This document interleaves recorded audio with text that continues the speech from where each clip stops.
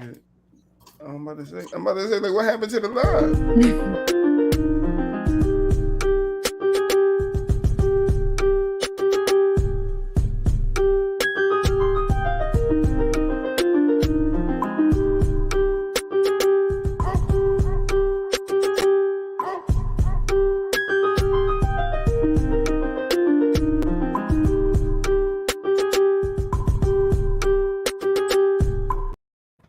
What's up, guys, man? Welcome back to another episode of the Nightcap. I'm your boy Troy, the host of the show, and I'm back with we got a full house on the night show. We don't normally do this, but we got a guest in the building, man. Go ahead and Drum roll, please. tell the people who you are, man. Hey, what's up, man? Yo, I was gonna hit him with the typical rapper response. You already know who it is, but you might not know who it is. So, I go by the name the Kid Gowie, basketball content creator. Overall entertainer, but I'm most known for the basketball stuff. So, if you've seen the LeBron challenge, you know the boom, boom, boom, boom, hit the rolling stone with the rolling on. That was it. So, That's right. You may remember me from that, but I appreciate y'all having me. Nah, we appreciate you gracing us with your presence. I said it before, I say it again live so the people can know we actually, appreciate you stopping by, because you don't have to do it, man. We always say that to our guests, y'all don't have to stop by, but y'all did. BooWop in the building. What's up, BooWop? What's going on, everybody? How y'all feeling? Hi, I'm good. Trent? Yeah, it was good. I'm chilling. You ready, man? I've been seeing some of your nasty takes over there on TikTok on Gridiron, man. Man, stop it, bro. Nasty takes, man. Zamar, how are you doing? I'm doing fine. We missed you last episode. It still was fun. It was a whole different cast for the night show. We didn't have BooWop, Trent, or Zamar. So thank you guys for coming back. But let's shoot right into it. Where you guys want to start? You want to start? Where you want to start? I'm gonna leave it up to you guys. You know the topics. Where you want to start? Shit. Wherever. Yeah, let's start with the Draymond comments, since we already talked about it, Zamar. Since Zamar, you wanted to talk about Draymond comments about him saying that he was watching the 98 Bulls and Jazz finals, and that he will beat the Bulls by 20 and the Jazz by 40. So the floor is yours. Yeah, okay, so Draymond gonna talk. He gonna talk his shit, so we already know how he coming. But my thing is just like, okay, you gotta put some parameters. Are we talking 90s basketball? Because if we talking 90s basketball with the Warriors, they're not gonna fare well with rough play like that. Period. And granted, they got all them shooters in this and the third. And I think wasn't it Curry that he was the one that said, he was just like, listen, I think it was with the Lakers. He's like, I don't know who's gonna guard Shaq, but they need to figure out who's gonna guard us. So it would be a hard matchup for them, definitely. But are we talking 90s ball? Are we talking today era? Which type of rules we talking about? Because I'm maybe biased. I'm a 90s baby. I'm still going to say the Bulls. Just off defense and physicality. So that's just me. They see some people in the chat get it. What's up, fellas in the chat? Mr. NBA, Guard, Lunas. I don't know how to say your name. 01. I'm gonna call you 01. I'm bad with names on the show. You'll get to know that. But the Kid, how are you feeling about it? Hey, listen, man, I might be on the hot take side for real. I think that Golden State spicy Warriors, over here already. That Golden State Warriors team. I'm a Rockets fan, bro. I done seen some things, but I'm gonna be completely honest with you though. I don't think that they would have beat the Bulls. I'm gonna switch it up. I just wanted to scare y'all a little bit. Mel, what's up, Mel? I don't think they would have beat them by like a dub, like Draymond said, but I think that it definitely would have been a close game. Strictly off the fact that the Rockets have given the Golden State Warriors a run for their money at their best. So I think just based off of that Rockets team, we was really ran off of James Harden and Chris Paul. So if you go back to a Michael Jordan and Scottie Pippen, I think that would give more of a fight. Overall, they're better defenders than both players I just named. Jordan's a better offensive player than both of those players. So that's kind of just how I'm viewing it. I'm viewing it that what the Rockets were able to do, we were a hamstring away from going to the NBA Finals. Take that or leave it, wherever your opinion. No, Trent with you. I'm a Houston fan. I gotta agree. Okay. You don't have to agree. There you we don't go. have to. That's Gbaby reflecting on you. You don't have to agree. So that's where we was at with it. So that being said, based off of that right there, I do think that the Bulls would be able to edge them in a competition. But don't get it twisted. That Golden State Warriors team had the league in shambles. Like people already knew they was going to the chip and possibly winning it. So, BooWop, you want to touch on? Like I said, I don't think they gonna dub the Bulls or nothing like that. I think they would beat the Bulls. That team in particular, the '98 Bulls. I think that team in particular was not the same as obviously the '96 Bulls. So I don't have a real problem with it, but yeah, I just think the competitor in Draymond drove him to say that though. Like, I think of course he dragged the gonna beat him by 40 type shit. I still think he could possibly win though. Like, and I think it depends on like the era or whatever. Like, I also realized they have like Steve Kerr. Well, was he with the '98? Yeah. Yeah. He'd be playing and coaching. If it was on, it'd be weird. So basically, they would have the advantage because that's what KD said. KD was like, I don't know what would happen, but I know Steve Kerr going to tell us to run as many pick and rolls as we can on Steve Kerr. Exactly. I got you, Nigel, on my life. Exactly, it'd be like an advantage for real. Gbaby number was dragging the Steve Kerr stuff like they. Man, that shit was hilarious. Yeah. Nah, Troy too. Troy what? They tried to make it seem like Steve Kerr like had a real. I said Steve Kerr in this era will be like similar to a JJ Redick type win. I stand on that. I kind of agree.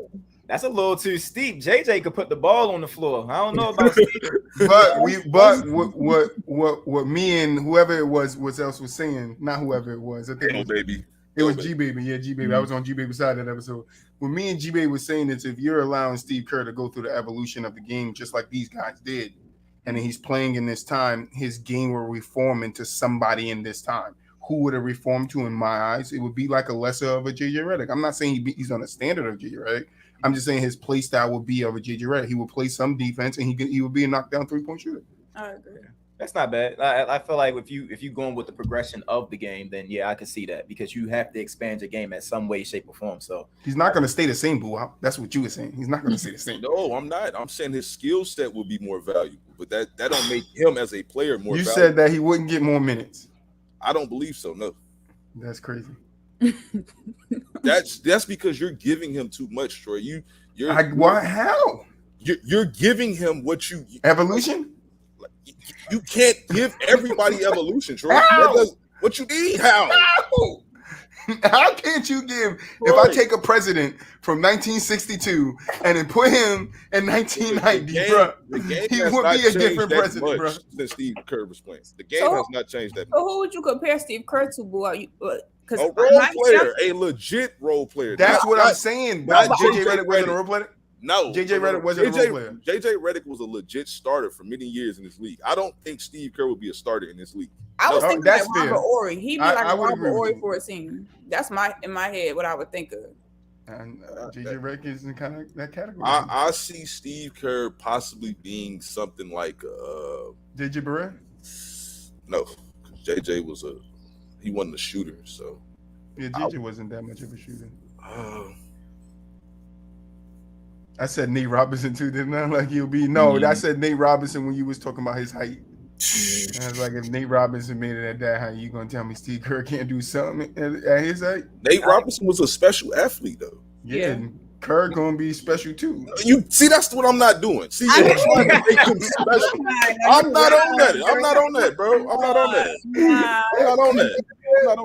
Hey, look, at the best, I'm giving Steve Kerr Steve Blake. That's what I'm giving him at best. I'm not mad at that though. I'm not mad at that. That's a better comparison. I would agree. That's a better comparison than JJ Redick. Yeah, I forgot about. I got to put some respect on JJ Redick name. See, I'm not scared to admit when I'm wrong live to the people. Like, I'll admit when I'm wrong. Yeah, I'm about to say people got to remember what JJ Redick was at Duke. Like I think a lot of people forgot because when he got to the NBA, he fell into like a role type of situation. Mm-hmm. But at Duke, he's still regarded as one of the greatest college basketball players ever because he was really like that. So he was that guy. Yeah. Thanks. Man. All right. What do you guys think about him, the coach of the Lakers, saying that he would like LeBron to have the ball in his hand all the time? You said who? Him. That's his name, right? Oh yeah, Darvin Ham. Yeah, his name is Ham. I mean, that's not ridiculous. That's ridiculous. Wait, you having LeBron having the ball? Yes. All the time? In his hand. No, but LeBron. What's wrong with that? So at the age of what's he talking about? 72. Are you talking about the age argument though? Like no, but hell yeah. Like you don't think like he's a step slower, whether you want to acknowledge it or not. He's not saying that he's still not, can't do what he do. He's a step slower. Like people are going to get hit to that over the season, like that type of offense with LeBron. Yeah, but it's only so much he could do. He's gonna look at the ball and shoot the three. You gotta realize that LeBron's still a great playmaker. Oh, 100%. I mean, still at this old of an age, you still that pass he gave to Kyrie was nasty. About the team. It depends on how like the team looks. Like barring injury, if they still have AD on the floor, the team gonna look how it look right now. Like I see. Why would I have LeBron with the ball in the hands? He could do everything. Yeah, but what is Westbrook going to do now? He's a spot-up shooter, like I said John Wall should be, but I took that one back. I mean, me personally, I think if Russ stays in the Lakers, he's come off the bench. Like, I don't think like him and LeBron on the floor, that just don't work out to me. No, it doesn't. I don't think it works out either, but you think Ham is the coach? Because remember, I said it got to be the right coaching staff to tell a star like that. He might be. That you got to go to the bench. We seen what happened with Carmelo. We might. And I know some other things played into, what happened to him, but he did not want to come off the bench. In the beginning of some of a team asking him to come off the bench, he was like, "Nah, I want to still be a starter." So, what if Westbrook is in that mindset? Shit, I don't really know then, because I just don't. Well, of course, I don't see them two work like just them two on the same, on the court at the same time. I just don't like it. So like, either like Russ get in the gym, start shooting more, or like I don't know. I think like LeBron for Lakers to be effective, especially Russ is there, he gotta have the ball in his hands because he can still score, he can still play make, he still do basically everything on the offensive end. Yeah, I'm not saying he can't, but I mean, you think after all that longevity, like, it's not gonna have an effect? He's been injured the last 2 seasons. Hey, it can, but shit, hey, you could have said that's just last. Hey, just ride it till the wheels fall off, like the running back model, huh? Hey. I mean, you ain't never gonna see nobody like LeBron again, so you might as well run him into the ground. Like, no, it's not fair. I'm just saying, what would you rather see then, sir? I'd rather see them do something and make it work without LeBron having to take a 2012 role. I'm just saying, like, I just like either you trade Russ, still try to fiend to get Kyrie or something, or like I don't know, like I think for Lakers to be successful. Or like even the 2020 year, like Braun had the ball majority of the time in his hands. Is that now he has Russell Westbrook? So now it's totally different because Russ, for him to be effective too, he got to have the ball in his hands. So either you trade him or maybe he just come off the bench where he can still be productive. Because Russ coming off the bench, that would be good for Lakers to me. Like you still have an 18, 8, and 8 guy coming off the bench.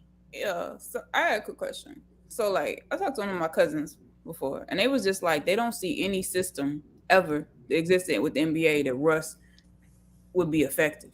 Like now, even though I'm a Rockets fan and I stopped Russ pissed me off after the whole bubble playoffs.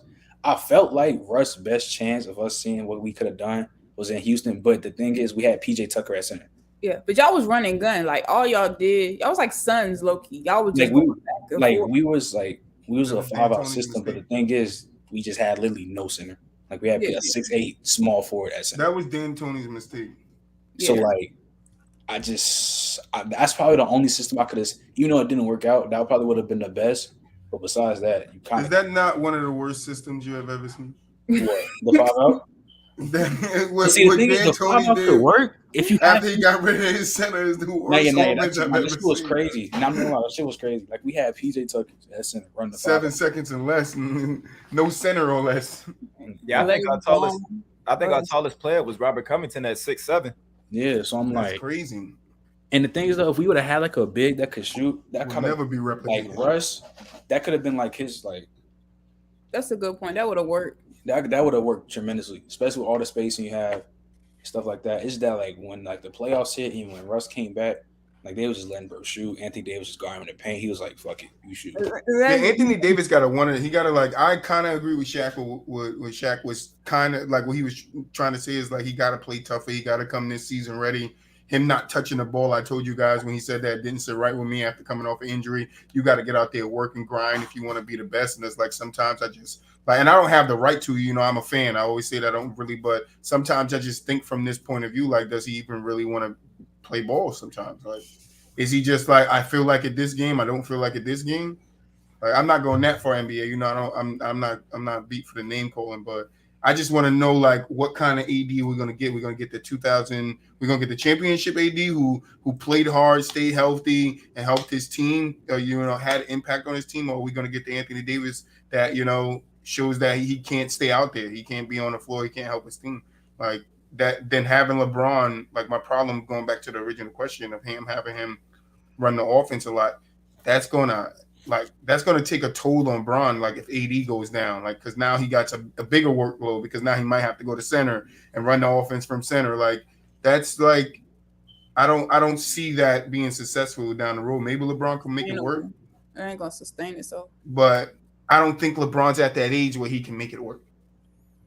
Yeah, I think you run into a situation to where, so if we factor in age for LeBron, I think on the basketball court, the best positions to where a seasoned player like a LeBron James can play and, really have an impact is the point guard position and center. Those are like the two positions where older players play, because if you're a center, you kind of have one role, and that's to get rebounds, do the small things inside. Point guards, you can go through history, like Jason Kidd won a chip at like 30, like deep in his 30s. Steve Nash, he was running point guard till he was close to 40. You got Chris Paul today. So the point guard position is still a position that LeBron will be able to play effectively at his age. But if we're talking about leading the team, as in I got to facilitate and you got to let me be the leading scorer, it's definitely not going to sustain itself. And I do agree with Troy to where it's like you have to get more help. So if Anthony Davis is not the Anthony Davis that we saw in the bubble, where he came back, yeah, he had his injuries, but when he was on the court, he was like one of the most impactful players on the court. That's the type of energy you need. Same thing with Russ. I agree with Trent when he said that Russ should come off the bench. I'm not sure attitude-wise if Russ going to be down for that, but that's my only problem. Off the bench and going against a team's second unit would be crazy. Like, nobody's checking him in the second unit. No. So that's what I see. He's been working on his 3-point shot too. So maybe we'll see when LeBron's running point, he's standing in the corner a little bit, trying to get those short threes. But I mean, I don't know. You can't consistently play LeBron and Russ. No, I agree. I don't care what you do, but LeBron would be great at the point guard position. But everything is going to be dependent off of AD. If AD is like AD of the bubble. No, I think it's 50-50 though. AD and what they do with Russ. If they could get Russ to happily come off the bench, because if you got a disgruntled Russ coming off the bench, that's not going to do nothing for you. Yeah, that's true. But to play devil's advocate, do you think there's any inkling? Because even though Russ can, clash with players, I feel like it might motivate him. I'm not mad at try to weave himself in a system where he could be on the court simultaneously with Bron. Like, it would motivate him to be like, okay, I can't fit in this space, but what other space could I get on so I could be a starter? Well, he's not really a shooter, and that's what they need. That's why I get what Trent and the kid is saying. It's like they need shooting, so you can't put him next to LeBron, because LeBron, especially at this age, he needs shooters around him more than ever. Like, he need guys he can kick it to get open shots. And like, what is Westbrook from the 3-point line last season? The thing about Westbrook, he gets rebounds off the board and kind of runs like Melo and runs a fast break. It could be like more a situation, when like LeBron and D-Wade, even though D-Wade played the Batman, he's running a fast break and just throwing it to LeBron. Like, now granted, that's just a fast break. It couldn't be other plays, but I could see that, working out the same type of way. I can't.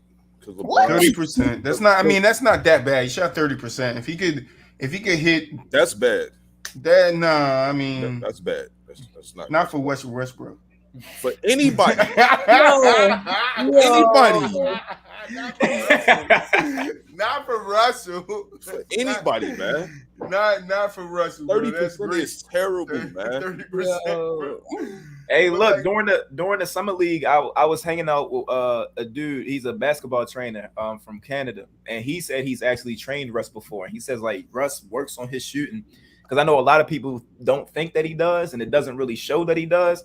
But he says that when he did his homework on Russ, he was like, if you actually look at this Lakers season and you look at Russ, and on 3-point attempts where the ball is passed like in the pocket, he's shooting a high percentage like that. So like a perfect pass to Russ, he can knock it down.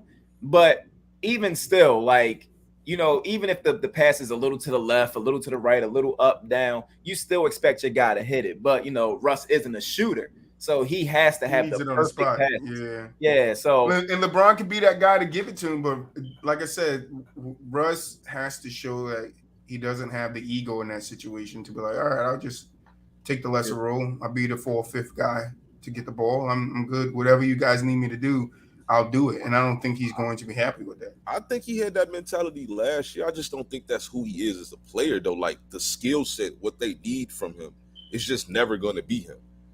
Like, never say never, because look at Al Horford. Look at Al Horford. We never thought. That's a different type, because, like I said, I think Al Horford was never on the level of, like, Melo, Russell Westbrook. Like, so when you're looking at guys that's on that level, for me, unless they know, like, they have to know here, like, all right, my time is kind of up. My time is kind of up. So let me just, take the back seat, let these young guys, get in here. D Wade would be the perfect option. He came off the bench. Like, he let the young guys get in. I'll mentor him. I get some time in. I'll still do my thing. But it's like, I don't see Westbrook as that type of person to just be like, yeah, hey, all right, you need me on the bench? All right, I'll go sit on the bench. After being a guy that's averaged triple doubles for 3 seasons. Like, that's ego. That builds ego. That builds the mentality. Like, nah, like, I'm a starter. So he has to be willing to let that go before they can be like, all right, you're going to the bench.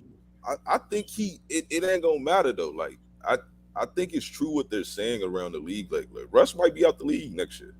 What? Wait, who said this? Yeah, I don't know who said that. Look at Trent. Trent's like, I was watching wrestling and I heard something crazy. Bro, it's like you just said it, Mar. You just said there's no system for him. No, I said my cousin said that. That's not true.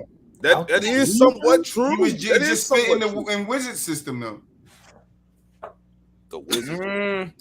That's also debatable. So when it comes to ego, I think did not help them get to the playoffs. Did they not play in the playoffs? All right, he did. I'm gonna break it down. That don't mean it worked though. So for that team, it didn't work. Hold on, you gotta. When the last time the Wizards been to the playoffs before that? Yeah. John Wall was all right. But you gotta remember though, it did work, but they had to flip that switch. That entire season, they was trash. They was losing mad games, and they flipped the switch at the right time. They got to learn each other, and they went on a win streak. So yeah, the thing with Russ is that the past 2 seasons, so prior to this Lakers season, the past 2 seasons, Russ has kind of been in this role to where like he's trying to be more passive, and it's like I think that's him kind of stepping out of the I can't score like how I used to. So I think he's hip to that part. I think that part of his ego is dwindling down, and he's understanding that he's not the scorer that he used to be. He's not going to give you 40-point games, 50-point games, whatever. So now he's trying to step more into the playmaking role. But the issue that Russ finds in this playmaking role is that now he's always looking to pass.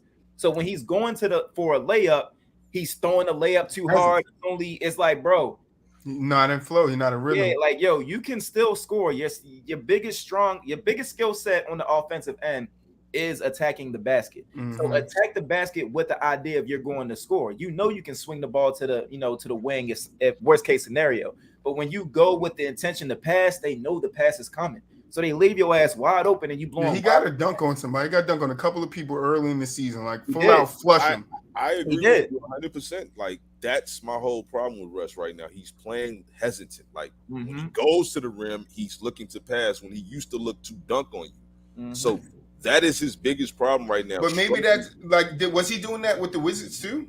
No, yeah, that's how he started off the season. That's why I was saying it was so bad because I remember that. And then they was like, all right, Russ got to be Russ. in order for them to do something. Yeah, and I do think this isn't the situation for him to do that.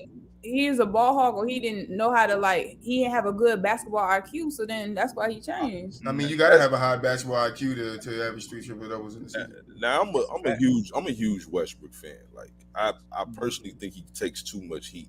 No, 100%, right? Of course. But we got to be real. Like the only time we've seen Westbrook truly do what Westbrook do is when the ball is his. Like we can see that when they let him be him. But that's not winning basketball, obviously, right? Like it's incredible to watch because he's going to be putting up some great numbers like he did in Washington. It's like video game like numbers. But in this Lakers system, they need a more traditional point guard. You know what I'm saying? If Russ is going to be the point guard. Now the problem I don't like is that Russ don't have no shooters around him.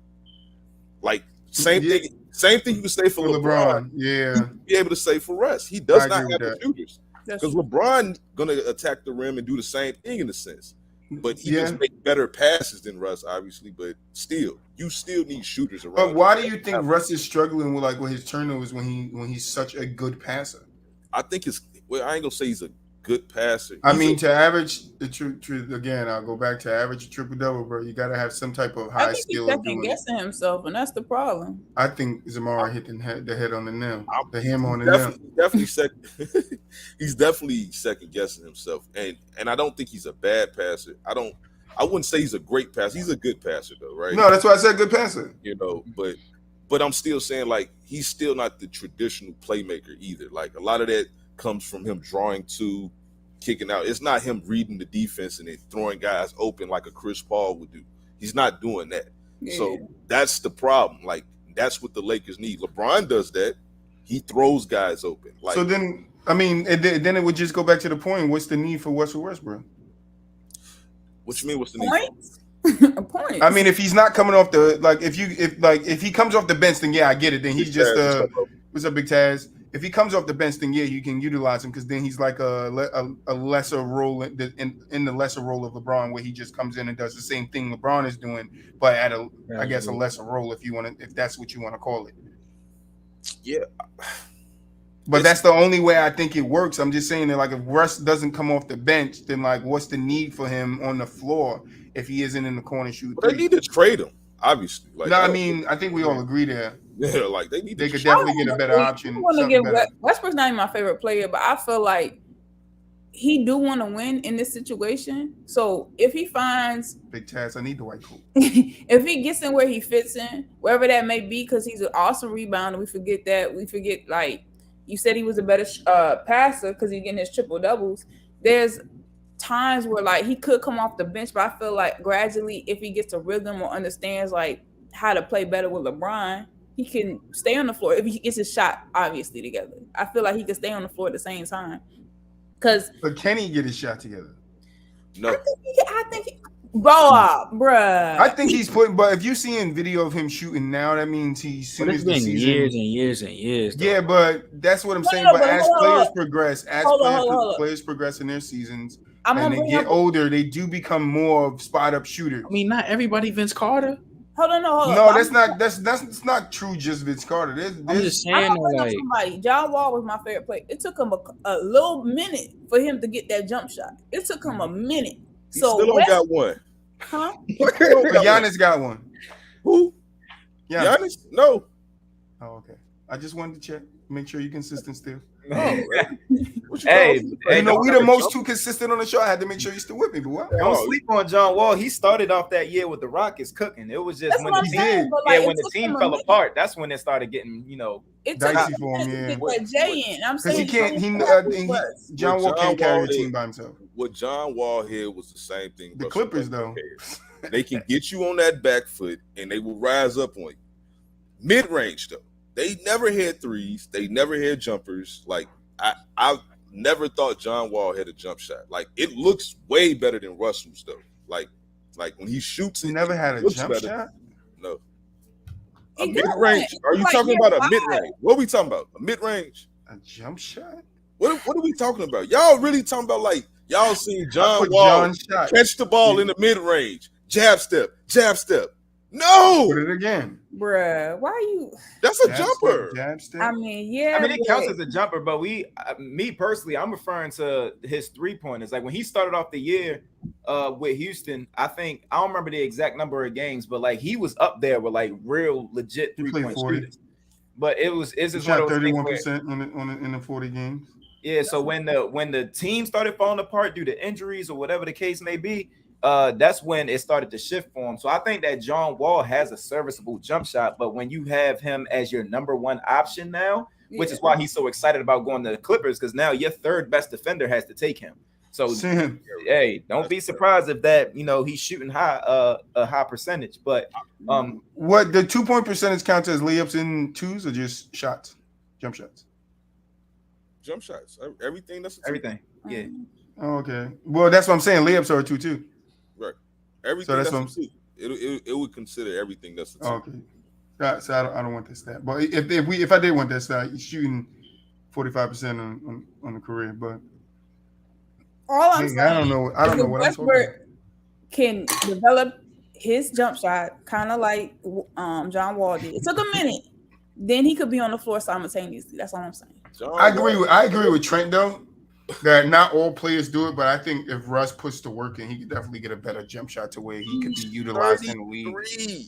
Hey, he still got over with. Hey, he's still healthy. It's never over. Anything is possible. Anything. So let me raise this point real quick. So last season, LeBron James averaged about like 37.5. I think he shot like 37.5% on catch and shoot threes. That being said, I noticed that LeBron has been getting real trigger happy from behind the arc. So do you see that as a benefit with having Russell Westbrook at point guard if LeBron is able to catch and shoot threes and play that off-ball type of role? The role that we saying we give into Russell, yeah. Yeah, so if you're giving the ball to Russell, do you just let LeBron play that catch and shoot role and kind of get in where he fits in? Or do you still like let LeBron run the show and force Russ to be the shooter? Because I feel like it would just make more sense since LeBron's having fun behind there. You kind of just let LeBron play. He averaged 8 attempts last season. Yeah. I'm going to be bogus when I say this, but I'm serious. Like, how much of this, these catch and shoots LeBron was making, was when the Lakers were down by 30? I'm just saying, though. Like, I don't know how hard the defense. I mean, it's valid, but it's like I'm just saying. These things got to factor in. That's true. When you said the defense, I was like, all right, no, I can't dispute that. The defense probably was like, we up by 30. We up 30 now, Bron.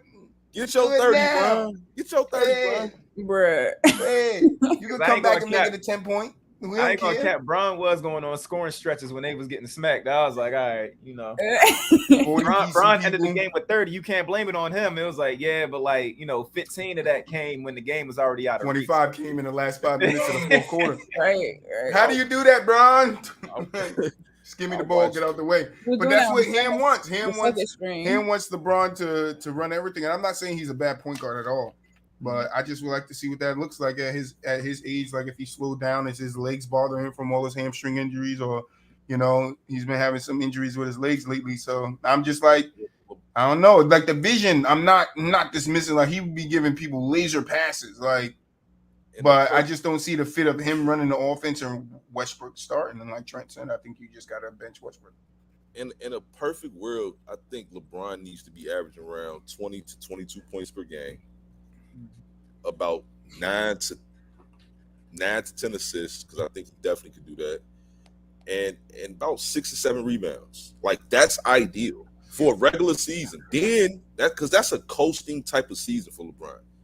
Then you saving him for the regular, you know what I'm saying, for the playoffs, preserving him. I don't like LeBron averaging over 25 this year. I think that's too much for him at this stage. On regular season. Yeah, in the regular season. Yeah. His threes went up. Yeah, I mean, you can say that, Mel, his threes went up because, they lost their shooters. You can say that. But didn't they have Monk, Wesley? Who else was supposed to be their shooters? But I guess you're then going to say, oh, well, they wasn't making their threes, so LeBron just took more of them.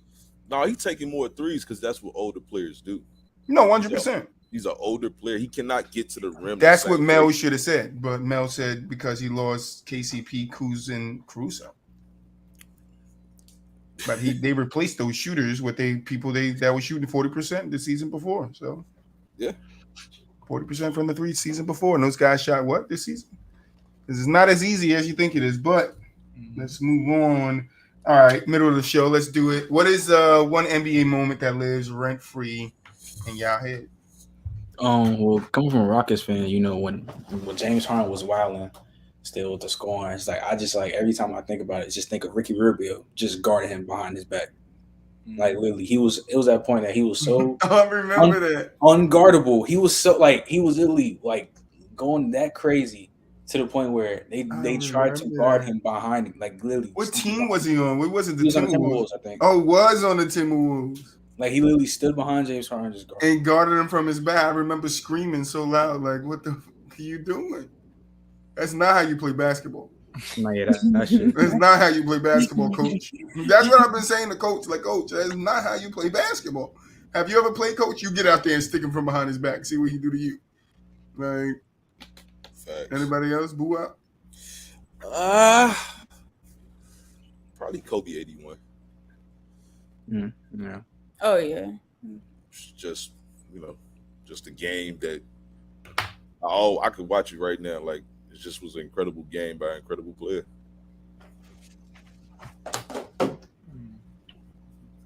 Zamara?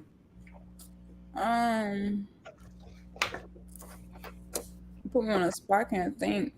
For me, well, off the top, Kobe last game, they had niggas wanting to go outside after the game. Be like, man, let me go on the court. That didn't really touch me. That just hurt. I cried. You cried. I cried. I'm not exactly. I went to go on the outdoor court for real after I saw that game. That jump was beautiful for real. I'm gonna shed a tear. The kid? It's a good question for real. Dang, I feel like one of the most memorable games that I watched that kind of just lives in my head rent free because James Harden is my favorite player. So one of the games where I really watched him spazzed out is we was playing the Golden State Warriors. It was a regular season game, and James was going stupid. Hit a game winner and everything on Klay Thompson and Draymond Green with the foul. They didn't call the foul, but he hit the game winning shot and everything. And that was one of them tough games. I was like, oh yeah, like. James one of them won. So I think that was like the real last moment of like peak James Harden that just really just made you recognize that he was really him. So I think that one lives in my head rent free. Yeah, I want to change one. I had an honorable mention. I want to change it. Go ahead, tomorrow. So when Dame hit that lights out shot, I think it was on Westbrook, wasn't it? That was on he went on Paul George, but the one before that, he hit the lights out one where he like when everybody carried him off and he looked up in the camera. That one. That was like my favorite shot he did. That was against Paul George. Yeah. That wasn't that recent in Mr. NBA when Derrick Rose dropped 50 on Minnesota? Like 2 years ago, wasn't it? Yeah. So. Okay. I'm gonna say something a little different, and it stays rent free in my head. Because we would probably never see another moment like it. Malice in the Palace, rent free. I like how from the start to the finish, rent free. Because it's like we will never ever see something like that again. Like never, we will never see something like that again. Like a fight between fans and NBA players live on television. Live on television. We ain't getting that no more. I lie to you not. Malice in the Palace was like, and not to get dark with it, but like when get dark. This is the night show.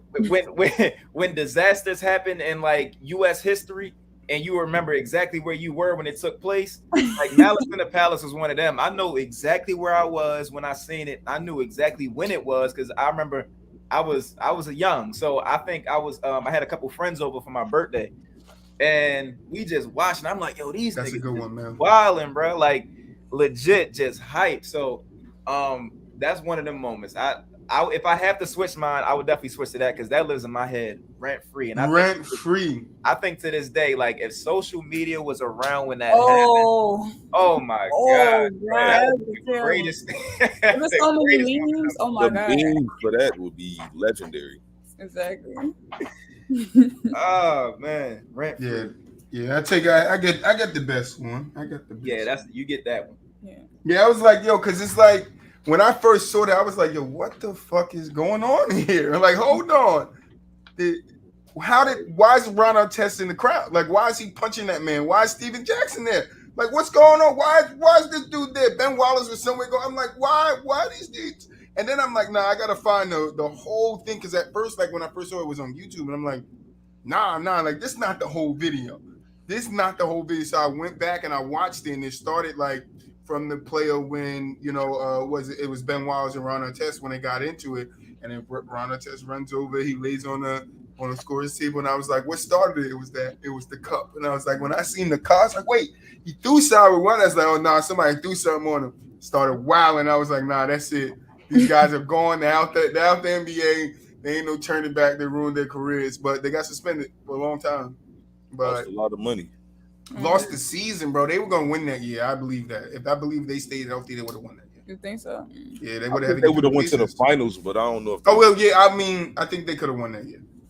Yeah, I think they could have definitely got. I think they could have definitely finished it that year. But that's a moment because it's like so much played into it. Like so many careers was altered from that one moment. Steven Jackson's career, Ron Artest's career, Jermaine O'Neal's career, like everybody's career was altered, and it was like it hurt Reggie Jackson's career. It was like his last year, wasn't it? Reggie Miller. He was. Reggie Miller. Yeah, Reggie Miller. It was his last year. He was going to retire, and then bang! Now it gets destroyed by Malice in the Palace, and maybe he could have won a championship and went out as, you know, he won a championship later. Yeah, watching that documentary when Reggie Miller was talking about that shit was sad. No, it was because he got, out of everybody, he got fucked. Yeah. Because I think a lot of us as fans, we didn't realize how deep it was. We look at it as just niggas was scrapping, but then it's like you really get the deep part, and you know, you hear Jermaine talk about it, how he hated Ron Artest for years. I don't think they still don't talk. Yeah. You know what's funny? The fan that Meta fought, they supposed to be friends now. So the whole thing don't need like. Oh yeah, Meta. Yeah, they did. He pieced it up. The one he knocked out on the court though, not the original guy. I think Jermaine O'Neal sued somebody and got because he got hit first and like he defended himself. But did he win that? Yeah, I think he did. Because I don't think he did. Yeah, I think I forgot. Didn't Jermaine O'Neal like he slipped in? Did he try to punch somebody? No, he did punch him. He did. He punched him. Oh, okay, he did. I remember the segment when it was like. I forgot they when they all appealed it because I know Ron Artest they was not going for that shit. He knew it. Oh, he welled on dude. And welled on the wrong dude. I forgot who else. It was like Jermaine O'Neal. It was like another Pacers player. It's not that. I think he did piece it up with the guy that threw the cup. Low key. But I think it was the guy who he punched on the court at the end of it that ran up to him. You think Reggie Miller was the Spanish guy because that's who sued him. Troy, you think Reggie Miller got more of the batter stick than Jermaine O'Neal though? I think it could be equal. I definitely think it could be equal. It was like at his best, and then like that. He was definitely at his peak. He definitely was at his peak. But Reggie that was his last year, so I don't think it meant more to any of those guys than Reggie, in my opinion, because it was like his last chance. He would never get another chance to compete for a championship.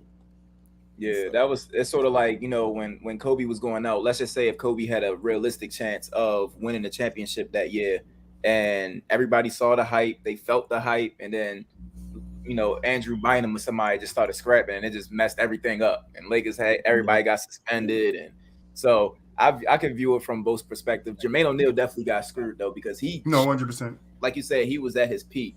He was. So and after that, he was never the same. He was never the same. He was never mentally it fucked him. Mentally, it was over for him. It was like that was his one true. He knew it. Like if it was any chance I had to win a championship, it was that year. It was that year. We were the best of the best. Like we had our best team. We were ready to get it. And I think they could have done it. I think the Pistons snuck one in there, and I think the Pacers would have got the next one. And then to add insult to injury, Ron Artest won to win a championship. Yeah, and in that interview he had, he want to apologize. He just want to ring. What you apologizing for? Hey, man. That's that. What's it called? What's it? Guilt? What's it called? Guilty remorse. Yeah. Remorse, something like that. Yeah. Buyer's remorse. I don't know. Whatever. Yo, Trader, I'm about to head out there, y'all. Go ahead, do your thing. Yeah, I'm gonna catch y'all though. All right, brother. Nah.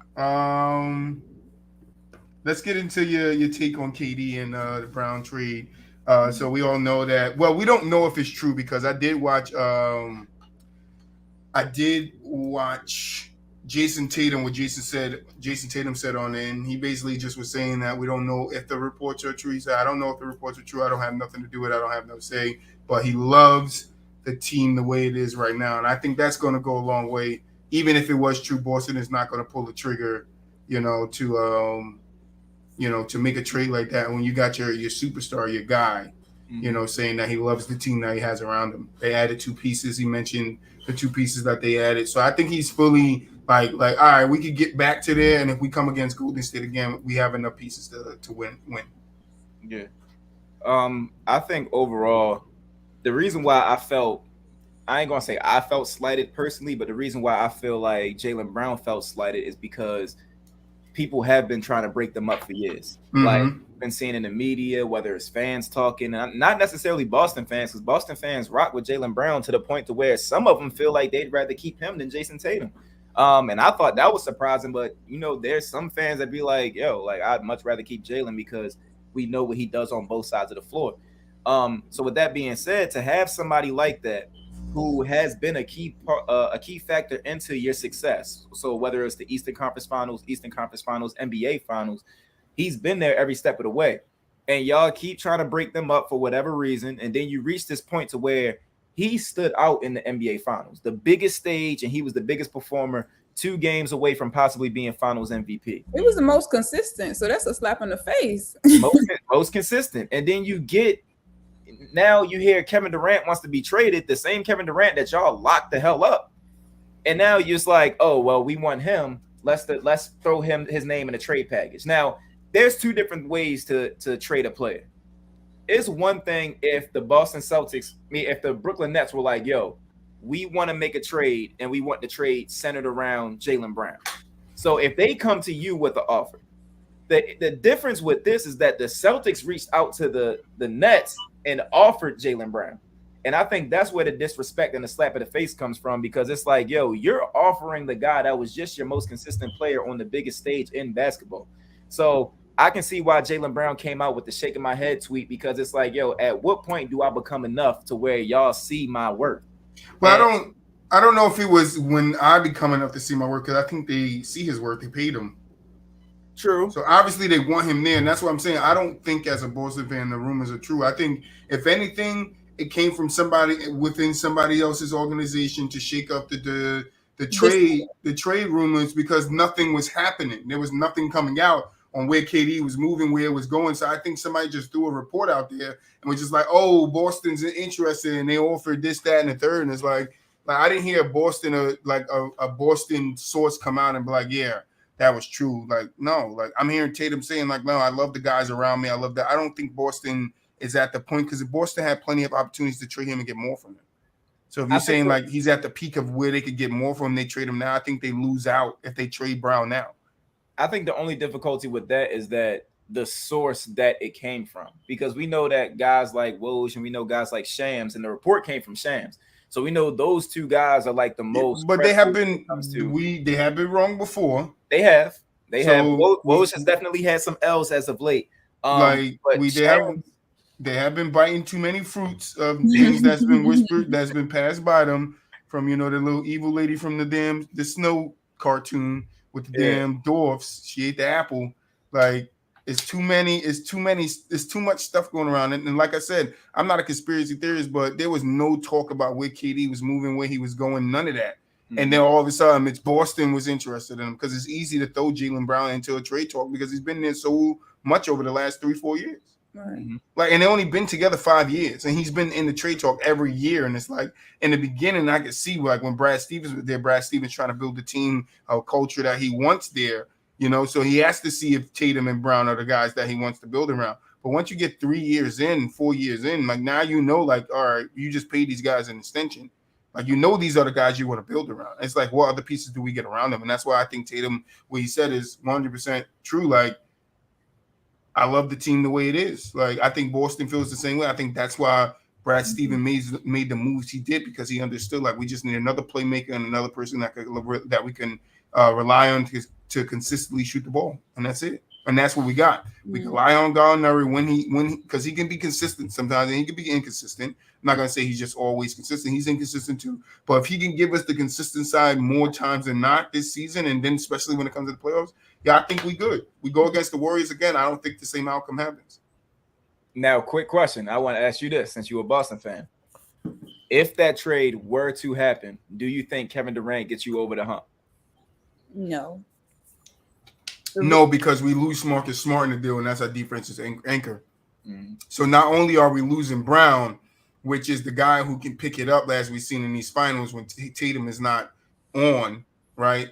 So now you give up Brown, and then you're giving up the defensive anchor, and now you're putting the defensive anchor on who? Who's the defensive anchor now? Hey, Jason Robert Williams. Solid. Robert Williams.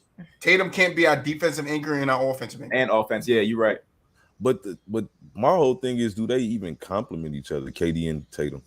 Oh wait, never mind. Go ahead. If KD was going there when he went to Golden State, then I was like, all right, yeah, because Tatum and Brown were still young at that point. Tatum and Brown is like older now, where they're coming into stardom, and it's like, oh, we're actually doing something in this NBA where there's men amongst boys. We're in the men category now with those two, and it's like.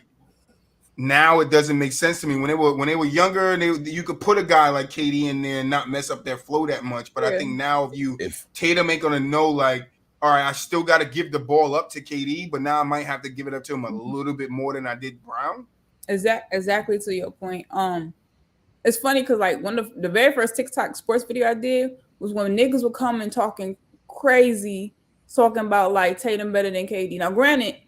He outplayed him that game, but niggas were basically violating. So I had to get on the video and basically talk about that whole thing.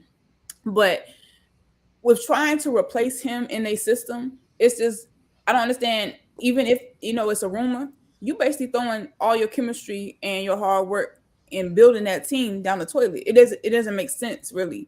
And then more importantly, even though I love KD as a player, like you said, they ain't going to have no defense. It's going to be lacking on the other side of the ball. And to be honest, I don't see how that chemistry would work. It would just be odd, and I feel like it'd be some resentment in the locker room because it'd be like, yo, you traded away half our main squad. It's gonna be real, and it's not gonna work. Yeah, and like Mr. NBA said, 34-2, and it's like we got more time. We'll have more time with JB than KD. So it's like and me as an owner, I'm sticking with JB because he shows so much tremendous upside this playoffs, this final. It's like, all right, if we need him to carry the load, if Tatum, God forbid, ever goes down, we know Brown can be our anchor for a little bit. He's a number 2 that could kind of be a number 1, but not a solid number 1, if you get what I'm saying. Like JT is a solid number 1. I mean, I don't know if he fits as a number 2, and I think that's what kind of I think BooWop was leaning like, do they mesh together? Will GT have to be the number 2 or is it KD the number 2?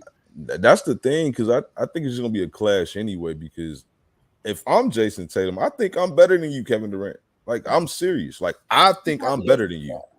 You've been consistent with that. You have to be that way though. Like at this stage in Jason Tatum's career, like he's ascending into a MVP perennial type player. So like you cannot digress that. Like you cannot tell him to take a back seat. That's going to be very detrimental. Like, so it all have to depend on if KD is willing to be the number 2. And I don't think he wants to be that. I think he's trying to prove that he's the man. Right. Like, yeah, I just don't think it works. Not at the age that KD's at. You made all the way to the not even the playoffs, the finals, and then you're going to trade away half your roster. Before the Achilles injury, KD, yeah, give me that. Now KD, I love KD. He's still averaging 30 a game, but not with Boston. I told you guys that last week, the week before that, you're not with Boston. Any other team can have KD. I'm fine with that. Keep my team the way it is. All right, coach. That's why the report was so crazy, because it was just like, yo, y'all really like came from the finals. You were over the hump. You just didn't win it. So it was I agree with you. I agree with your whole take. It's like you can't put a guy like Brown in that predicament where he's reeling like, damn, we was close to winning, even though what was it 4-2? We was close to winning, but it's like, I got some work to do. I showed that I could handle the load, but I got to find some way to make this thing mesh with JT even more than what we did this year so we can get back to the finals. It's like now or something he got to stop and shake his head at, oh, I'm in another trade. And that's what I was trying to say. I don't think he's looking at Boston like, oh, how could you use? I think he's shaking his head at like, every off season, bro. Yeah, every off season, somebody gotta say my name, and I'm going somewhere, and I never go. So I never go anywhere. I got a question because me personally, like, it's been repetitive because when Marcus Smart said, like, I'm the only point guard that stayed, they didn't switch out so many point guards with Kyrie.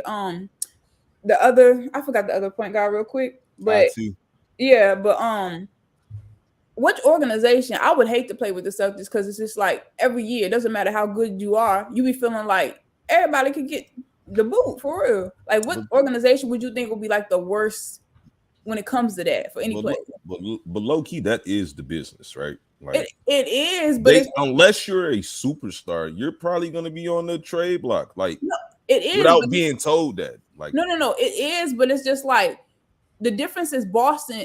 Gradually, it's not like 76 is the process. No disrespect to any 76ers fan, but you gradually every year see the progression where they're getting better and they're getting higher to where they want to be, especially with the team meshing. I don't be seeing that with like other teams where they just obviously trade away all their players, point guard, whatever. So that's why I'm saying, like, I feel like that's the worst franchise as a player. That could, and I kind of I get what you're saying because the Rockets was the same way. Like, that's why the Rockets had to blow everything up because we had a bad culture. There'd be times where we'll draft players, trade the players before they even get to show us anything. Every single year we had players like Pat Beverly, Eric Gordon, like all these PJ Tucker, all these guys were always on the trade block for whatever reason. They would never get traded, but every single offseason you would hear their names pop up in trade rumors. And then eventually they would get traded. So I think it's definitely a culture thing. I'm not 100% sure how loyal the Celtics are to their players. Like, obviously, you know, Troy may be able to speak on that. But I know when it came to the Rockets, like, loyalty was not guaranteed. If you came on that no, Boston trade you in a heartbeat. Yeah, exactly. So if at any moment you could be gone, you hear a trade. That's why if it's true, I'm scared. He might be already signed, delivered, and packaged. We'll see how I messed it up because that's how quick they got him there. I don't know. Yeah, I meant Kimba and IT. Yeah, thank you. Kemba, IT, but Kyrie. Well, Kyrie left. Kemba just right. Kyrie left. IT they traded for Kyrie. They traded for Kyrie because he had a bad hip. Hayward. See you later. That was a good business decision. Paul Pierce, Garnett. See you later. It was messed up how they did Isaiah, but it was a good business decision. You cannot blame them. They got better in that trade. They got the better player out the deal. No, 100%. You can't blame them, but they still see you later. But I think that's the business though. Like, again, that is business. Unless you're LeBron. He asked me that if I could speak on Boston, and I told him Boston is one of those teams that get you up out of here. Most of them, 98%. I was just gonna say at BooWop at the same time, like, that's the business. But I think also a part of my take that I did with the video was, I don't like how when players have that same energy, they get stigmatized for it.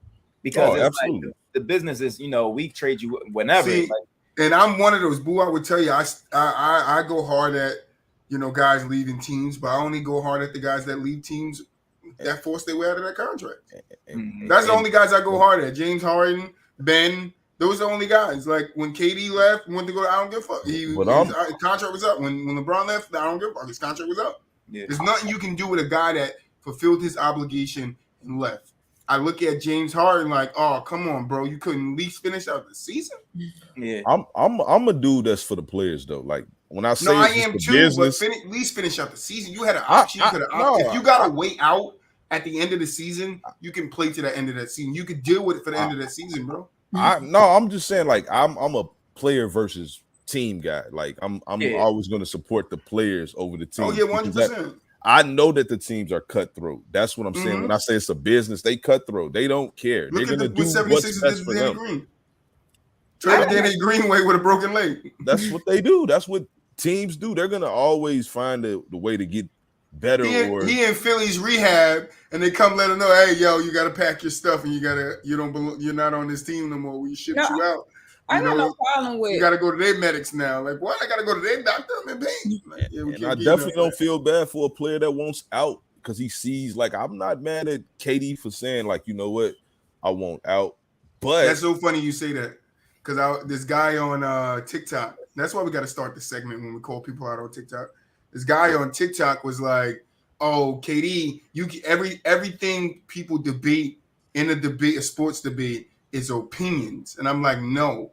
I said there's a difference from having just your opinion and having an opinion that's supported by facts, right? That doesn't always make you 100% correct, but the facts are always going to be facts. It's always going to be 100% correct. So if you can make a debate and you're arguing facts with somebody, there's no way you can say I can't say I'm right because I'm arguing facts and the other person isn't. So he was like, well, we don't know. I said, I could tell you a fact is KD left Golden State, which I meant to say OKC, but I said KD left Golden State because he wanted to win by himself. Like he wanted a fresh start. He wanted to do his thing. Oh, you don't know what KD said. That's an opinion. I Googled real quick. Bing, bing, bing. Why did KD leave? KD quote, I left Golden State because I wanted a fresh start. I wanted to be on a new team.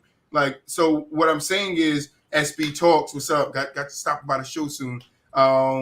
When we talk about, I forgot what I was saying. What was I saying? You was basically talking about you can't deny facts, basically. Oh yeah, like in the argument and stuff. He was like, "Oh, you don't know that," and I was like, "All right." So here goes KD's quote from Golden State, but not only Golden State, OKC too. He said he left OKC because he was tired of being the only shooter, and the dude never wrote me back. And I'm like, "Oh, okay," because you must have Googled it yourself and found out that that's KD's facts. Those are not opinions. So you can't sit here and say all debates are opinionated. Like you can't say it. No, you can't. I mean, you can say they are opinionated, like, because nothing is truly 100%. Like when you're talking about, like, I think Giannis is the best player in the world. That's not a fact. That might be a very popular opinion, but it is not a fact. You know what I mean? No, but that's what I said. You got to separate opinions from facts. There are facts that you can say that's just facts. There's no opinion in it. Like KD got injured on the Warriors. That's not an opinion. That's a fact. Yeah. That's what he got injured at. That's a KD fact. missed a whole year of a season. That's a fact. But this LeBron this didn't have a capable team. That's not an opinion. That's a fact. This is when it becomes opinionated, though. When you be like, if Kevin Durant never got hurt, they win a title. That's 100%. That's an opinion. Yes, but that's an opinion. You know that they're going off of a fact that KD got hurt, and that's what I said at the beginning. You can have an opinion with facts, right? You can have all facts, and then you can have all opinion. Right. And I said when you use the facts and opinion, it's not always true because it's opinion in it. So when I'm saying when you're debating and you're using facts to support your opinion, you have to do that in the right way to make it a fact. You have to do it in the right way to make it true. Some people take that and it's like, oh, no, this is what was this and not. Like you can't flip it. You got to just take it for its truth. Like I said last show, I deal in the business of logic. So it's easy for me to understand like what? I said that's what we try to do here. Oh, yeah, 100%. I thought you can't like what? You know I'm logic. I'm logic. That's my name. Troy, I'm the Black Logic. Jump through the screen on me. It was what? Black. I'm a black. I thought he said something slick. Nah, but that's real though, and I feel like when it comes to debating, it's pretty much like the goal of debating is kind of to persuade in a sense. It's like when we talk about something, I'm trying to get you to understand my perspective and see that I'm giving you these facts. You use the facts to support your statement. So let's say if we're debating James Harden and Steph Curry. If I say that James Harden is better and the other person says Steph Curry is better, we have to persuade each other why we think this person is better than the other one. So when you bring those facts, you can't argue facts like Troy said. So it's like if you say Curry averaged this much, Curry has this many championships, this, that, and the third, I can dwindle down all the way down to the system that Curry plays in to try to support my opinion. But at the end of the day, like the goal is to persuade the other side to try to figure out which one seems or which one holds the most weight. So yeah. Yep. I mean, that's what I mean. Like it's a debate can be somewhat opinionated, but at the end of the day, it's about who's being most logical, who's having the most points, the most facts. That's what it's going to boil down to at the end of the 100%. day. I think it's bringing in most categories. If you're checking off these boxes, depending who's fulfilling which category better than the other player or fulfilling this need for the team better than another player. No, 100%. I got one more thing. What is the one NBA team going into next season, right, that you feel has high hopes bar not going to live up to it?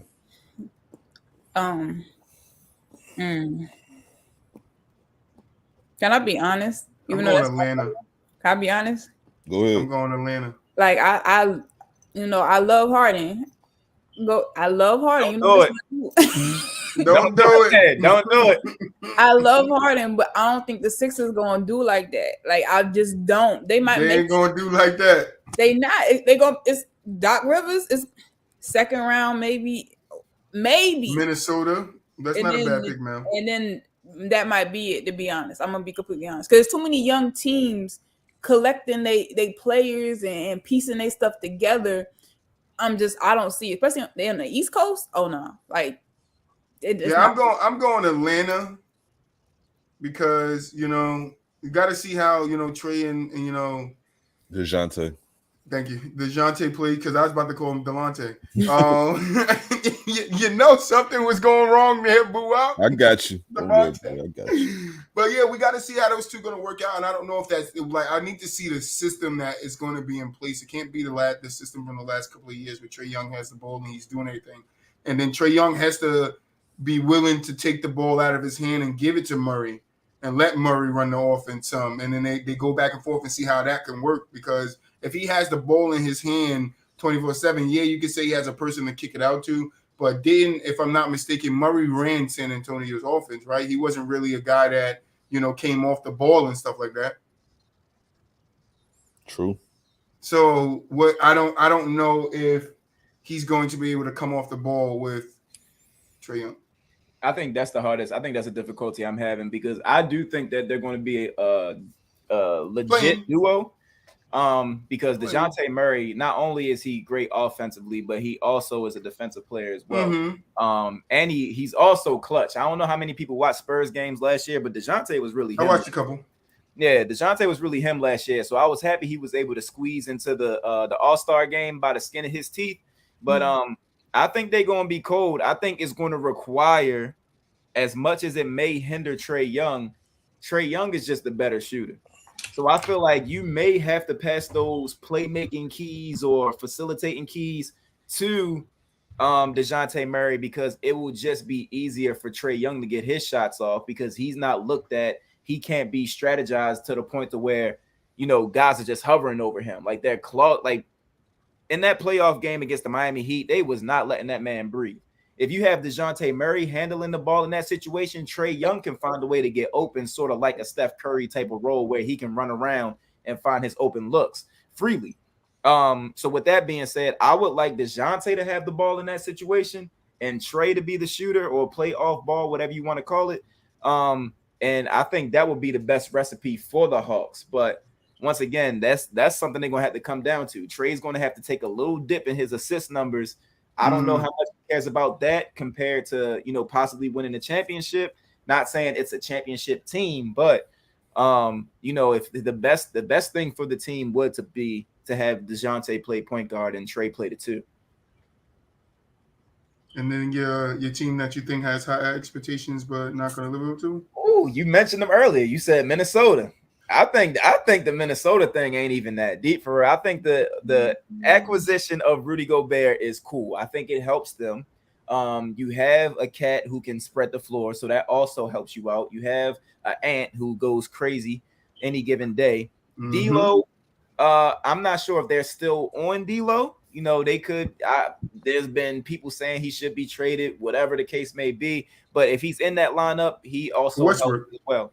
But I think ultimately you give up your depth. D'Lo back to LA. Yeah, you give up that depth. You got rid of Patrick Beverley, and if we being honest, you could tell Pat Beverley's influence on that team because it was trickling down to the toughness of the team, the trash talk of the team. Do you think it had an effect on him knowing that he got traded again? I think it does, because like now you find your spot. He went from Houston. Once again, he was a guy who was always in trade rumors. So then you go to the Clippers, and like that was his home. Like you go, that's why he cried and all that other shit. It was like, yo, he went to the Clippers. That was his home, and then the Clippers sent him to, was it Memphis? And then Memphis traded him to Minnesota. And then it's like, all right, so now I'm establishing myself in Minnesota. We're gonna make this run, and then y'all go to the playoffs. You shed tears and everything on the court, and boom, you gone again. So it's like I think it definitely has an effect on him. And with that being said, I think that Minnesota's going to miss a player like him, whether it was even on court or if it was just that veteran presence. But I think that his mindset and his energy that he had was definitely contagious on that roster, and you could definitely tell because people were saying like Cat was acting different. He was talking out the side of his neck like he was really built like that, and these are all things coming from Pat Bev's influence. So I just don't think, I don't think Rudy Gobert moves that needle for them. I just feel like they gave up some depth. It may not have been any generational depth to where it's like, oh, we need this guy. But you gave up some solid pieces that can come in and help. So I'm interested to see what happens, but I just don't think it moves the needle for them at all. I think they do better. They squeeze into the playoffs with a better record, but I don't think it moves them anything beyond that. Zamara? Great point too. I love how you articulate yourself. She said you said the Sixers, right? I said Sixers, but I had one more team I was thinking about. Go ahead. Yeah, switch that Sixers pick. No, yeah. I'm gonna keep that until if we see Harden consistently this summer, he do what he's supposed to do and he heal. I might move him up to third round. We'll see. Well, you heard what he said to the little kids that was in the gym. They wasn't sweating. You didn't see that video? Kids worked out and they came and they wasn't sweating. He said, if y'all ain't sweating, y'all ain't playing. Y'all ain't working hard enough. So he working. But the other team I was thinking about, even though I like Luka, they not pushing the needle and making no changes. So they just gonna be stagnant. I don't see any improvement for this year. They got Christian Wood. They got Christian Wood. That's moving the wood, but not the needle. Exactly. You think it's gonna make that much of a difference? Yeah. That's moving the wood, not the needle. I said Christian Wood gonna be tough. I just don't know. I think the hard thing with Dallas is this, that you don't know what they're missing. I think Dallas is just one of those teams that's like, yo, you do what you're supposed to do. Is Luka playing the wrong position? No. Maybe. That might be it. No. He needs to be what he needs is a dominant, not a dominant, but another legit number two. Piece. If he had a guy like Jaylen Brown, I would think that would. Here we go putting Jaylen Brown in trade. I'm just talking, Troy. Like just talking. I said that already before though. Like Jaylen Brown, even a guy like Bradley Beal, a legit number two scoring option. He needs that. I like Spencer Dinwiddie. I think he could be that.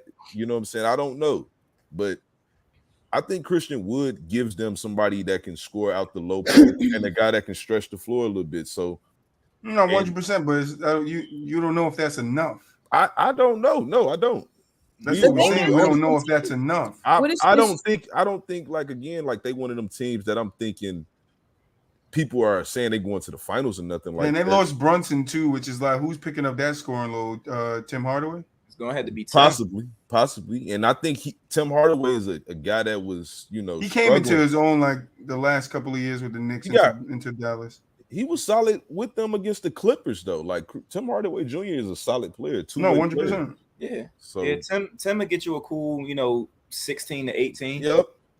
So, but that means Luka got to get you 30, 35. That's what I'm saying. I got possibly because the good thing with Christian Wood is that Christian Wood is a versatile player. So he's also a lob threat. So the fact that Luka can get those easy buckets at the rim just off of lobs alone, that's not a bad pick.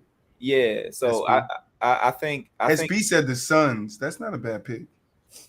They not. No, I don't think people real high on them right now though. Yeah, that's what I'm saying. That's not a bad pick to think that. I would say they have a high expectations, but not going to live up to them because they did it. I mean, they did it this year. They literally did it. They don't have high expectations. I don't believe this year, do they? Oh, so you think that one just by them that what happened in this playoffs that the expectations of them being a championship team is gone? I'm not saying them being. But that's championship. That's the highest expectations though that was on them. Yeah, the expectation was they were going to win a championship. This year, yes, it was. But the year prior, when they made it to the finals, was that the? Can we be honest? How many years y'all think? Oh no, that was them on their ladder. But now I'm saying now that we're in their spot on the ladder, like now they are a contender for a championship. Okay, but honestly, that's the expectation. Paul didn't make it through the playoffs. How sustainable is this even looking? To be honest, because I don't even think you can make it through the playoffs right now. I'm not high on the Suns. I'm not gonna lie to you. Yeah, I'm not high. I gotta. They can't play. I mean, it depends. Like, you think Chris Paul need to come off the bench? Where's Ayton going? No, Chris Paul need to start. Ayton ain't going nowhere, right? How's he gonna make it to the playoffs though? BooWop? How's he gonna make it to the playoffs? I mean, that's Chris Paul. Like I'm just saying, like wait, talking about who? SB the Suns? Hey, look, he found a way to finesse it this year. Chris Paul wasn't even playing like that. The Suns were still winning. I mean, yeah, he finessed it, but like if you ain't making it through the whole game, you're supposed to be the leader. Like, who you think is more the leader, Chris Paul or? This the same situation LeBron is in, right? LeBron is the leader, like, of the locker room, but on the court it needs to be AD, and just like in Phoenix, it needs to be Devin Booker. Oh. Devin Booker needs to lead this team. That's interesting. No, 100%. He's been needed to lead this team. That's not crazy to say at all. He's a franchise. He should have been the undoubtedly number one option. Like that. He should have been. It shouldn't been Chris Paul. It should be right. Book. Chris Paul, when they got him, Chris Paul was never brought in to be the best player on the team. He was brought in to give them guys a leader. People saw what he did with OKC and it was like, okay, he could take a team that's subpar and bring them to the playoffs. We need that kind of leadership over here. But the question for me with the Suns is Ayton. Like, Ayton does not want to play for them. That's why I said I'm not high on them. I'm not, and then I think they got exposed a little bit last year too. They did. You know, far as if you got a guy like Kawhi, because if you just think being realistic, if Kawhi never gets hurt, Paul George took them boys to 6 by himself. Mm-hmm. Kawhi, they cannot stop him either. They don't have, like, I like Mikal Bridges. I just don't think he can slow down either Paul George or Kawhi if they get going. That's true. No, I agree 100%. Now they got John Wall. They're going to really be in trouble. Like, that's the team that I think expectations are going to be lived up to. Oh, yeah. They're going to live up those expectations. Now, I got 2 teams, though. I want to say these 2 teams before I get out of here. I got Denver in the West. I think everybody thinks, you know, when Jamal Murray comes back and blah, blah, blah, blah, blah, blah. Oh, yeah. I was going to say Denver, but I don't know. I just think they might have peaked. I think that's a team that might have did their best. System works. I think it works. I just don't think I don't think they have enough. Again, like I tried to tell Gbaby, you tell me Bradley Beal's on that team over Jamal Murray. Now I believe it. Like, no, that's definitely enough. You know what I'm saying? I can believe it then. Like, I can't just see not it right now. If you told me Dame Lillard was on the team, I could believe it over Jamal Murray. Like, I believe in Dame more so than I believe in Jamal Murray. It's just simple as that. I agree. Is it an injury thing or a skill set? SB. We gotta see. It's more so of a right now thing too. Like right now today, I know Dame Lillard's better than Jamal Murray. That's it. Oh yeah, without question. Oh, you know what I mean? Of course, no doubt. That's all it is. It's like I like Jamal Murray. I think he could potentially be that number 2 option. I just don't know if he's that. All we really got from Jamal is the bubble. Like, period. That's it.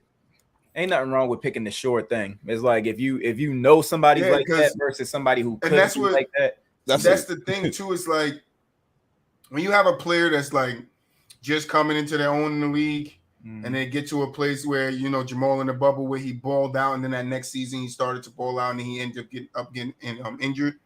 Like, those players, like, when they get hurt, like, they come back pushing their bodies extra hard to be, you know, that same caliber of player, and they can risk injuring themselves again.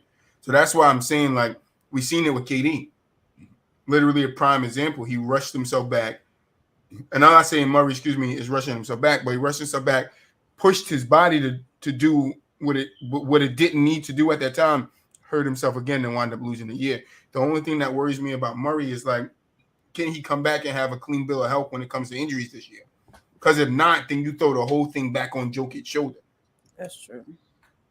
And we've seen what it's like on Jokic's shoulder. He can get you to a 6 seed, but you ain't getting out the first round.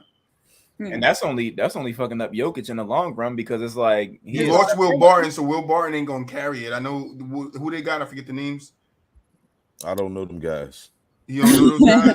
I don't know. Who was that point guard that kept doing turnovers? Campazzo. Campazzo. You know what I'm saying? Like, Denver has a bad roster outside of Jokic. And Porter Jr. But Porter Jr., you know my questions on Porter Jr. is like I had the same question. Sure. He hasn't played enough for me to know what type of caliber of player he's going to be. He averaged 19 points in the one season. He did play the most games, but it's like as a third option, yeah, that's great, 19 points. But it's like, what else happened in that season that gave him the ability to score those 19 points? Like, and it's like, can he replicate it with Jokic now being a superstar? Is that going to be his role with Jokic now being the superstar on the team? I don't have a problem with because see, Jokic, I believe Jokic could take a step back in the scoring. I don't think that's the problem. 100%. The problem is, can those guys step up and be the scorer? Yeah. You know what I'm saying? I don't think he can step down and assist though. I think that's why I say I don't think the system works. I think it works. It's just not ideal. They also didn't improve like that. I mean, they traded Will Barton and Monte Morris to Washington for KCP and Ish Smith. There you go, KCP. KCP gonna help him though, because he's a defender. But I don't think that much on defense. Yeah, but when it's scoring, and spacing, he can shoot threes. He's a good 3-point shooter. Consistently. Why? Consistently. KCP. He can knock it down.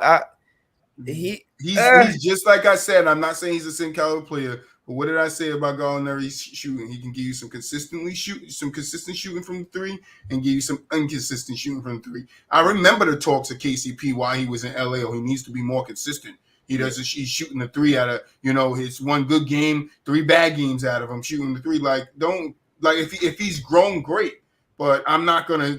I want to see what he's going to offer them on an offensive end. Like I don't think he's just this knockdown shooter. He can be if he can fix his consistency. For me, it's just for me. Wow. And what was the second team you said you had? 39%, 41%, 38% the last 3 years. That's a very good 3-point shooter. Nah, it sounds like it's bad to me. No, that's extremely well. You said 30% ain't good, bro. 39. Nah, that's not 39. It's 37. No, I'm reading pretty well here, Troy. It's 41, 38. Yeah. That's what I'm saying. KCP has definitely got better as of late. Oh, how many attempts? He did go out through his woes. 5, 4, and 4 the last 3 years. So he's making about 1.7? I mean, when he's shooting them, he's making them. He's making, 1 for 3. How many games he played? 77 last year with Washington. The other 2 years you named? 67. That was the bubble year. 69. Yeah. What was his numbers in Washington? I didn't pay attention to him last year. Washington, he put up 13 points a game, 3 rebounds, and 2 assists. Standing on it, BooWop. On 39% from 3 and 43% from the field. Inconsistent. Yeah, we know Troy. He was. Don't see. You're not going to sit here and tell me that the talk in LA wasn't that he needed to shoot better. Or that they said score more. Yes, score more. Well, score more. Score more. More scoring, please. Yeah, more scoring. Yeah, he needed to shoot better. Once KCP had gotten the lab of lethal shooter, he started to get right. No, his 3-point shooting game has been. I'm trolling, as they call it over here. I'm trolling. But nah. I mean, I just don't know what that's going to be for the Mavs, though. It doesn't translate to every team, is what I'm saying. Like it doesn't translate. It could, but if Luka got the ball all the damn time when he's in the game, like how is he going to get in the rhythm to shoot that threes that well? You mean Jokic? I mean, yeah, Jokic. If Jokic is like, you have to want to find him. Like Aaron Gordon is still incredible passer, though. No, I'm not talking about Jokic passing. I'm talking about the other guys that's on the floor with him. Like when Murray come back, Murray's an option. When Michael Porter Jr. is an option. Gordon's an option. Like that's what I'm saying. Like a 4th or 5th option. He knows what's going on. Yeah, but how many shots is that guy gonna get up? Steve Kerr, number of shots? He that's all he been getting. He gonna get them. That's the same amount. He finna get even less if he's on that team. Yes, he took 10 field goals last year. He's gonna be about 6 or 7 this year. But see, that's all I'm saying. So thank you for proving my point. So what about it? I'll take the inconsistency thing. I was trolling, but just because that's all I'm saying. I don't know what's going to happen or how he's going to look on that team. Like, yeah, on the defensive end, I know that's going to help him, but on the offensive end, I need to see what helps him, what he does that helps him, like what impact he has on the offense. As long as he's making 40% of his 3-point shots, he's gonna be just fine. Well, that's what we could hope for. I mean, that's it. I don't care. I'm not a Denver fan. I don't give a shit what happens. You know what about last one? What about the Cavs? What's the second one? I think the Cavs. That's my team. The Cavs. Because I was thinking about the Cavs from the beginning. I was like, the Cavs kind of got high expectations too, and I think because they came off this really good season, that the people are going to hold them up there in the upper echelons of the Eastern Conference, and I don't think they're that type of team yet. I just got to see Darius Garland one more year. Play the way he did. Then I can believe. No, Allen and them guys too. I need to see all those guys play the way they did. I think Allen showed us enough in Brooklyn to give him a pass. Yeah, right? New system. No, you know me. I want to see how you fit in the system, how they utilize you going down the road, like not just 1 year. This like year what 3 for him? Year something like that. Yeah, but this is the first year they had success, so I want to see that success continue. So I agree to that. Like I don't. That's what I'm saying. Like that's my whole take about the success. Like I don't know. I think.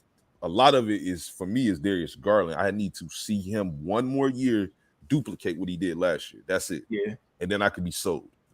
And that's really what it's going to fall on. It's going to fall on his shoulders because he stepped up to be that guy. So it's like if Darius has an iffy year, especially with no Colin Sexton, it's going to be one of those things where the team's going to look a little shaky because they're not going to know who's their guy. I mean, Evan Mobley, he's nice, but Evan, you don't want him to be your franchise guy, at least not right now. Not right now, no.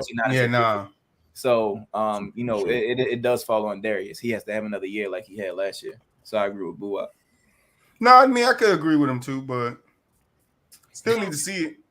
Yeah. Still need to see it. Same thing with Boston. I like the pieces, but I need to see how it's going to work because we talking about Brogdon coming off the bench and shit like that. So I need to see it. I'm not going to shy away from the same logic from my team. BooWop, I know that I'm consistent. Is that what they're doing? They bring in that was the report that came out. Yeah, that was the report that came out when we first traded for Brogdon, that Brogdon is coming off the bench behind Marcus Smart. Wow.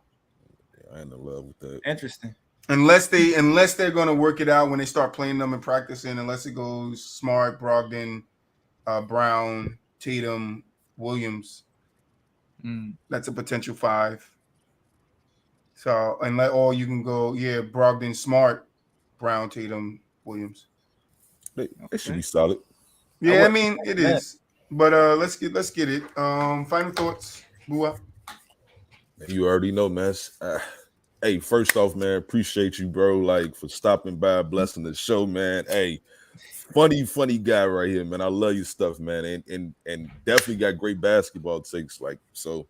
And we hope to get you back on the show anytime, man. You know. Yeah, we got a day show too. We do at 6 p.m. Man, you got a TikTok, right? I got to follow you on TikTok. Yeah, I think Jamar sent it to me. I started work, so I'm kind of busy, but I'm following you on TikTok and I'm gonna message you. So follow me back so we can message and we'll work a time to see if you get on the day show with us because that's when we're a lot more lit. It's where all the energy is at. We get heated debates. You know, so we like to get into it with each other about our takes and our opinions on certain matters. So I think you'll fit in great there. But Boo, I finish up your final post. Sorry, cut you off.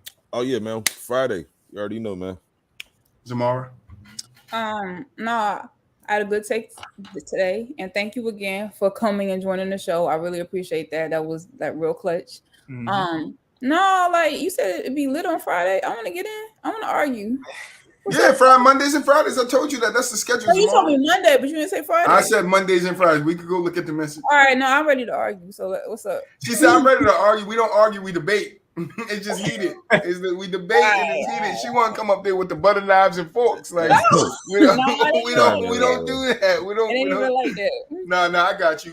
We set it up. The kid, you got any final thoughts? Yeah, I appreciate y'all reaching out to me and having me on here. This was great basketball talk, so I enjoyed myself. I would definitely come on to the the day show. Just let's just communicate through TikTok, like you said. Man, like I said, I had fun doing this, so I appreciate y'all and appreciate the love, BooWop, and that was Demar, and then Troy. Much love to all y'all. I know Trent not here, but shout out to Trent because he the Rockets fan in the building.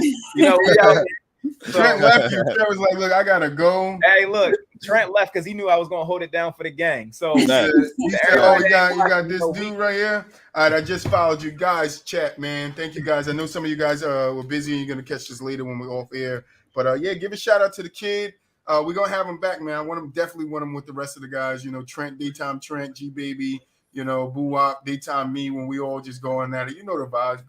But might be a giveaway next week. I don't know. I'm feeling like another PSN Xbox card. Depends. Maybe something else. We'll see. We'll see what we get. But like I said before, you guys keep rocking with us.